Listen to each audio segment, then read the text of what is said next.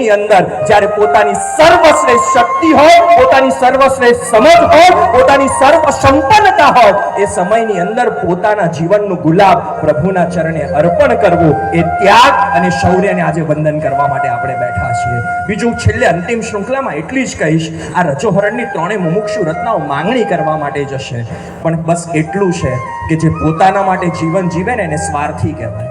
જે પોતાના માટે જીવન જીવે ને સ્વાર્થી કહેવાય. જે પરિવાર માટે જીવન જીવે ને સ્વજન કહેવાય. જે સમાજ માટે જીવન જીવે ને સજ્જન કહેવાય. જે દેશ માટે જીવન જીવે ને શહીદ કહેવાય. અને સર્વ જીવોના કલ્યાણ માટે જીવન જીવે ને એને સાધુ કહેવાય. એ સાધુત્વનો સ્વીકાર કરવા માટે જઈ રહ્યા છે. આજે આ ક્ષણે કલાપૂર્ણ શ્રી દાદાના ઉપકારને યાદ કરવો જ પડશે.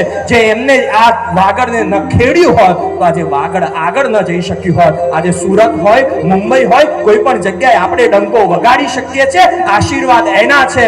સંપત્તિથી દેશ બદલી શકાય, સંસ્કારથી જીવન બદલી શકાય છે. અને જીવન બદલનારા આપણા અધ્યાત્મ યોગી પરમ પૂજ્ય આચાર્ય પણ કલાપૂર્ણ સુરેશ્વરજી મહારાજા હતા. બસ આજે એમની પરંપરામાં પ્રવેશવા માટે જઈ રહ્યા છો અને વિનંતી કરીએ પરમ પૂજ્ય આચાર્ય ભગવંતને આગામી ક્રિયાની અંદર પ્રવેશ કરાવે.